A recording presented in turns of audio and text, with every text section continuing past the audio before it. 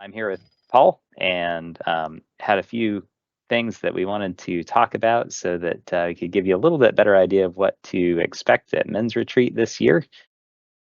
So, Paul, tell us a little about yourself and your ministry.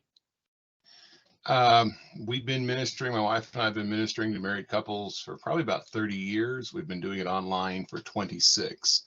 And we just really care about marriage. We think that marriages can be way better, regardless of how your marriage is today, it can be better tomorrow. And so we want to facilitate that happening. That's awesome. So, there's going to be single minute retreat. What would you say to the single guys that might be considering coming? To the single guys, a man who seeks a wife is seeking a good thing. The issue then is, how do you not just get that, but how do you prepare yourself? What do you need to do?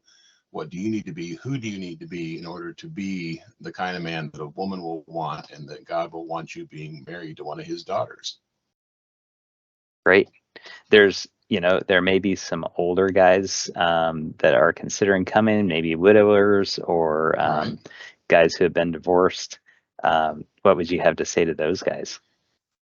Some of those may still be looking for marriage. Some of them, I've done that. I'm happy where I am. I'm a grandfather. I've got 2 grandchildren just down the road.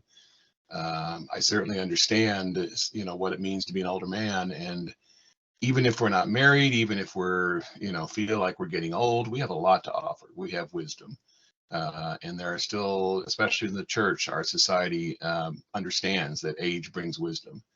And so you have a great deal to offer to whatever family you may have, friends, and to your church. And so I would encourage you in that. What would you say to married men that are considering coming? Your marriage can be better. And generally, when a man leads out, begins working on himself, begins working on the marriage, the wife will follow. So even if you've been years of struggle, I've heard from, couples that 20 years later, they finally figure it out, and all of a sudden their marriage is this wonderful, beautiful thing. Mm. So your marriage can be way better. I know that. I've seen that over and over and over. Overall, why do you think men should be at men's retreat?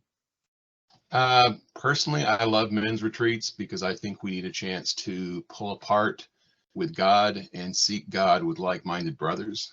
There's an incredible synergy and power in that. Every time I've gone to a men's retreat, I've been blessed, even when the speaker wasn't that great. So that's going to happen regardless of whether or not you get anything from me. Beyond that, I believe that, I've got a message. I believe that I can give you a word from God, and I guarantee you I'm going to challenge you to be a better man, to be a man after God's own heart. You want to tell us a little bit about your blog, who it's The for? blog is called The Generous Husband. When my wife and I first started ministering online about marriage, we were willing to talk about sex, and there was almost no people who had a biblical understanding of marriage who were willing to talk about it. So we sort of got pigeonholed, and that was pretty much all anyone wanted to hear. And a few years later, we decided, okay, we want to cover all of marriage, and we want to talk about sexuality within context. So I started The Generous Husband, she started The Generous Wife, and that's just been our way of sharing about all of marriage, about encouraging couples as individuals, as husband and wife, to be generous, because I think that's a huge part of it. When you can be generous as a spouse, that makes a big difference, and that's a great starting place. Thanks for taking the time to talk to me today. Sure. Planning to pass this on to anybody that can use it.